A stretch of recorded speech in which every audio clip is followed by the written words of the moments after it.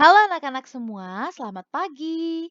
Hari ini, hari Kamis, tanggal 14 Oktober 2021, kita akan belajar dari tema 3, subtema 2. Nah, subtema 2 itu tentang apa sih? Yaitu tentang kegiatan di siang hari. Nah, topik kita hari ini kita akan belajar kosakata tentang siang hari nih, yaitu berarti kegiatan-kegiatan atau kata-kata yang sering kita lakukan dan juga kita ucapkan di siang hari. Lalu topik yang kedua yaitu aturan dan kebiasaan baik dalam kehidupan. Lalu topik yang terakhir adalah gerakan cepat dan lambat dalam menari. Anak-anak, ayo sebelum masuk ke materi, kalian lakukan dulu ya sikap belajar yang baik, duduknya yang tegap, dan perhatikan materi yang ibu akan berikan dengan baik. Nah, untuk topik yang pertama nih, kegiatan di siang hari. Apa saja sih yang kamu lakukan di siang hari? Coba untuk memahami dan juga mendapatkan kosakata tentang siang hari, kita baca teks berikut ini. Kita baca bersama-sama ya. Siang hari, matahari bersinar tepat di atas kepala. Udara terasa panas. Siang hari sebaiknya dipakai beristirahat di rumah setelah dari pagi kita beraktivitas. Rapikan kembali barang-barang setelah kita belajar. Simpan semua pada tempatnya lagi. Untuk memulihkan tenaga, segeralah makan siang. Jangan lupa cuci tangan terlebih dahulu dan lanjutkan dengan tidur siang secukupnya. Nah, anak-anak, dari teks yang tadi kita bisa mendapatkan nih kosakata yang berhubungan dengan kegiatan siang hari. Contoh kosakatanya yaitu yang pertama, siang. Tentu saja ini kan kegiatan siang hari. Tentu kita akan mendapatkan kosakata siang. Lalu kosakata yang selanjutnya yaitu panas. Berarti kalau panas ini berhubungan dengan suasana di siang hari. Udaranya panas. Nah, kosakata yang ketiga yaitu istirahat. Istirahat itu berarti berhubungan dengan kegiatan yang bisa kita lakukan di siang hari. Kosakata selanjutnya yaitu bersinar. Bersinar juga berhubungan dengan suasana di siang hari. Seperti contohnya tadi dari kalimat matahari bersinar tepat di atas kepala. Kosakata yang selanjutnya yaitu cuci. Nah, cuci ini tadi kita dapatkan dari kalimat apa ya? Ada kalimat yang mencuci tangan sebelum makan. Nah, cuci berarti berhubungan dengan kegiatan yang bisa kita lakukan di siang hari.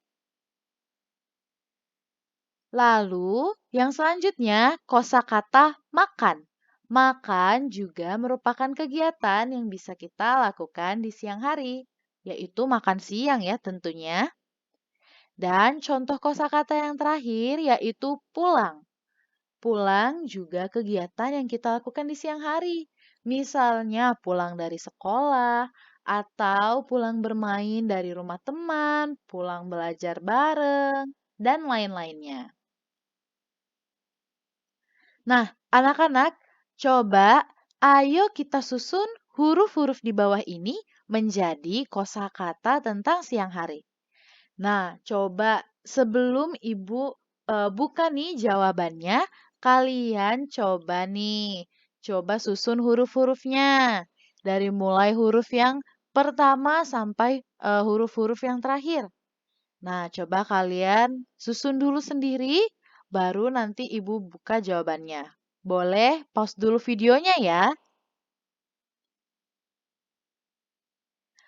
Kalau sudah nih, kalian coba kasih tahu ke papi atau ke mami atau ke orang yang mendampingi kalian belajar. Dari yang paling pertama sampai yang akhir kira-kira kita bisa mendapatkan kosakata apa saja ya? Nah, huruf yang pertama itu ada M, B, E, R, I, A, N. Kalau kita susun huruf-hurufnya, kita bisa mendapatkan kosakata bermain. Nah, lalu yang kedua nih, ada huruf L, A, J, A, B, E, R.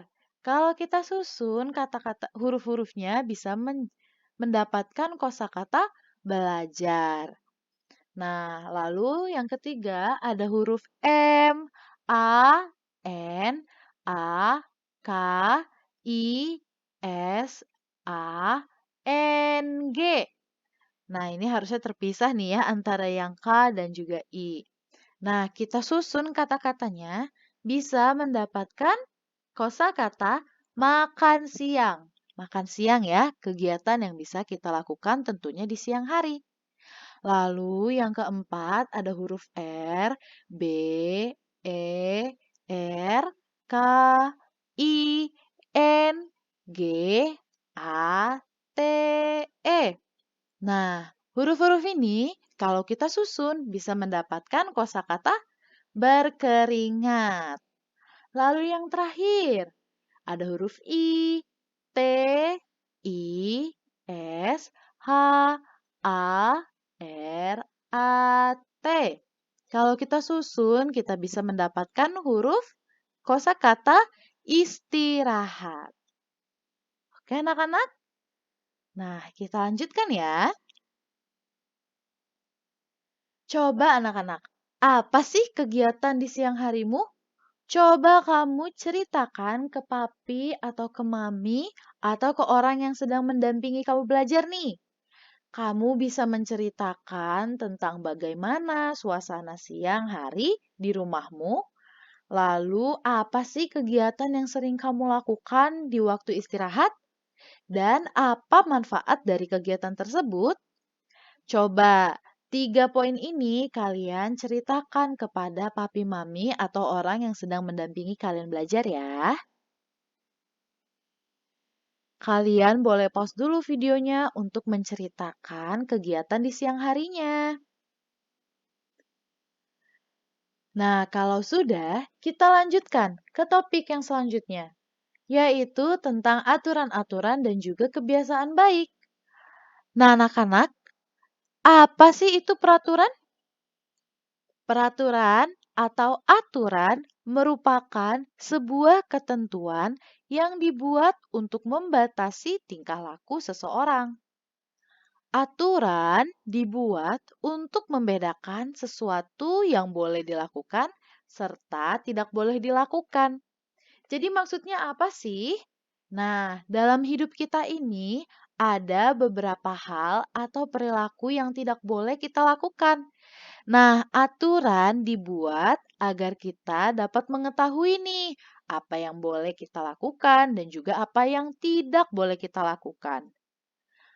Nah, manfaat dari mematuhi aturan ini yang pertama, hidup kita menjadi disiplin. Lalu manfaat yang kedua, kalau kita mematuhi aturan, hidup kita bisa menjadi lebih tenang. Lalu, kalau kita mematuhi aturan, kita dapat terwujud hidup yang aman, damai, serta sejahtera. Lalu, kita juga mempunyai sikap tanggung jawab yang baik. Jadi, selalu lakukan ya aturan-aturan dan kebiasaan yang baik. Nah, ini contoh aturan di rumah. Aturan rumah merupakan aturan tertentu yang dibuat dan berlaku untuk semua anggota masyarakat. Masyarakat di sini artinya di rumah ya. Contoh aturan yang ada di rumah yang harus ditaati oleh semua keluarga, contohnya adalah aturan untuk selalu menghormati orang tua. Lalu, aturan untuk selalu menjaga kedamaian dalam suasana rumah. Maksudnya menjaga kedamaian seperti apa sih? Yaitu kita harus hidup rukun antara orang tua dan juga sanak saudara yang lainnya. Lalu, yang ketiga, aturan untuk selalu membantu anggota keluarga yang kesusahan.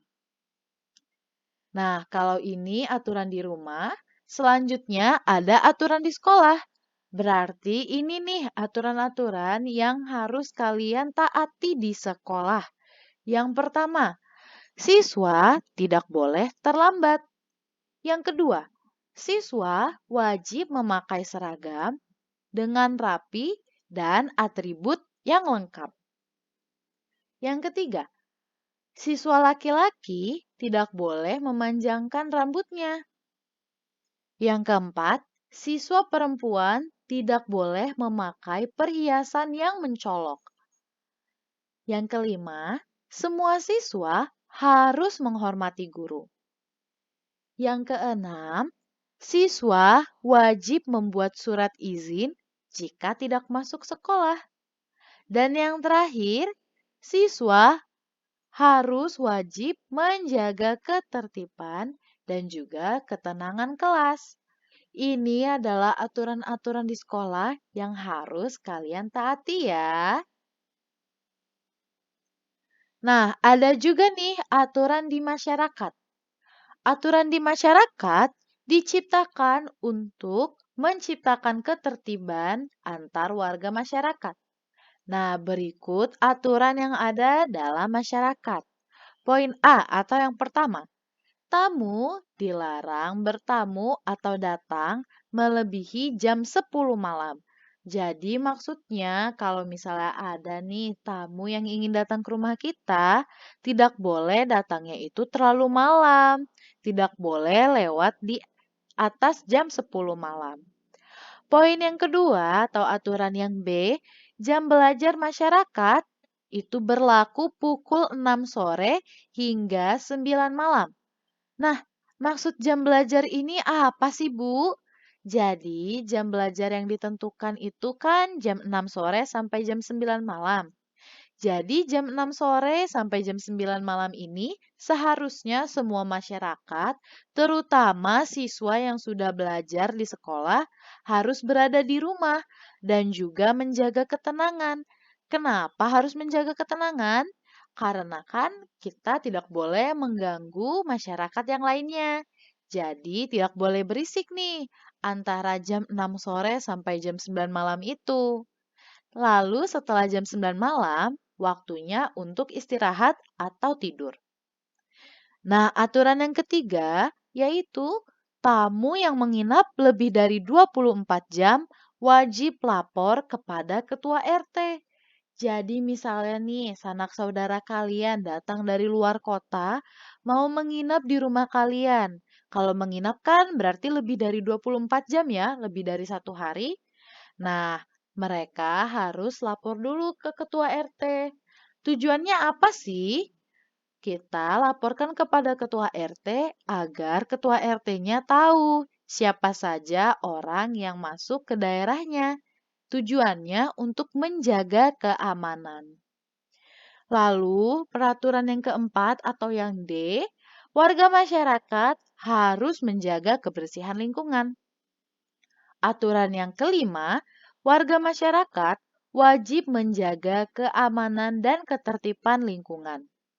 Dan poin yang F yang terakhir nih, semua warga masyarakat wajib mematuhi peraturan yang ada. Jadi semua peraturan yang sudah Ibu ucapkan tadi itu harus ditaati oleh semua masyarakat. Tidak peduli dari umur berapapun, dari mulai TK sampai sudah bekerja dan orang tua harus mematuhi semua peraturan tadi. Nah, anak-anak, coba nih kita beri tanda centang pada aturan makan yang baik. Nah, coba kalian pasti tahu kan aturan makan yang baik? Yang pertama, berdoa sebelum makan. Nah, kalau berdoa sebelum makan ini aturan makan yang baik atau tidak? Tentu aturan makan yang baik ya. Nah, karena baik kita tandai dengan tanda centang. Lalu yang kedua, mencuci tangan sebelum makan. Mencuci tangan sebelum makan juga merupakan kebiasaan makan atau aturan makan yang baik. Kita beri tanda centang juga.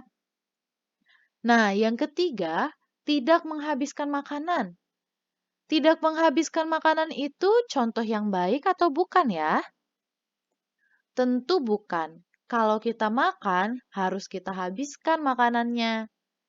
Nah, itu salah satu perilaku yang menunjukkan bahwa kita bersyukur terhadap apa yang kita punyai.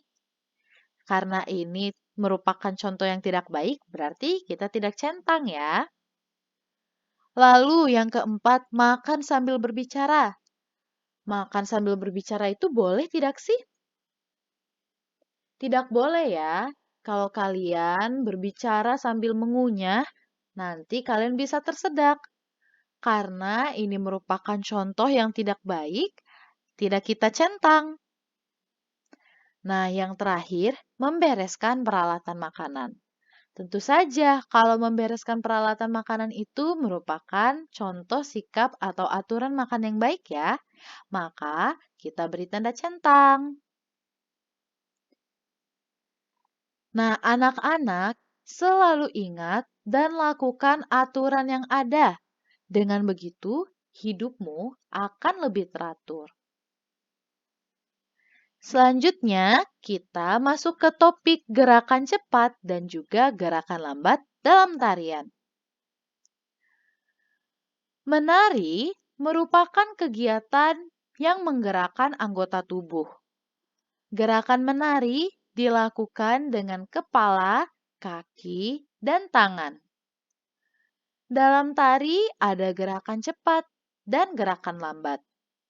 Gerakan tari sesuai dengan iringannya. Jika iringannya cepat, maka gerakannya juga cepat. Contoh tari yang gerakannya cepat adalah tari kecak dari Bali. Nah, anak-anak, ini ada contoh gerakan tari yang cepat, yaitu tari atau gerakan ayam. Coba kalian perhatikan video ini dengan baik ya.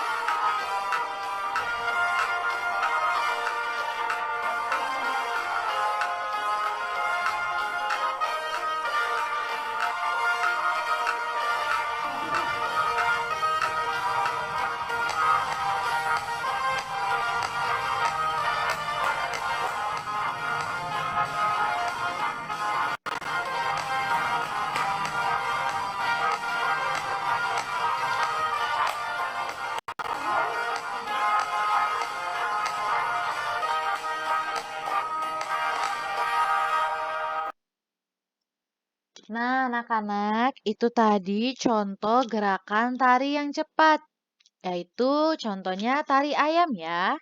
Nah, gerakan cepat itu selain karena iringannya cepat, berarti juga harus dilakukan secara bersemangat. Nah, yang selanjutnya, maaf ya. Nah, yang selanjutnya ada gerakan tari yang lambat. Nah, contohnya tari kupu-kupu. Kalian perhatikan ya videonya sekali lagi dengan baik.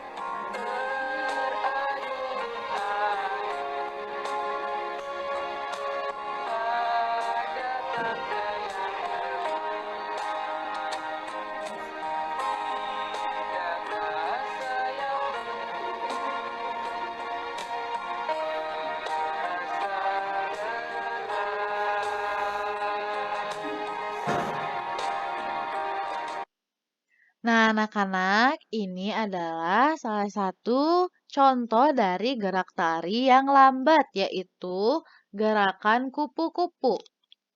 Karena tadi lagunya pun lambat, maka gerakannya pun harus mengikuti iringan lagunya yang lambat juga. Nah, anak-anak, pembelajaran kita hari ini cukup sekian ya. Besok kita akan bertemu lagi via Zoom. Dan hari ini Ibu tidak memberikan tugas apapun, tapi kalian coba ya review materinya dari buku mozaik kalian. Nah, terima kasih anak-anak. Sampai jumpa di pertemuan kita yang selanjutnya.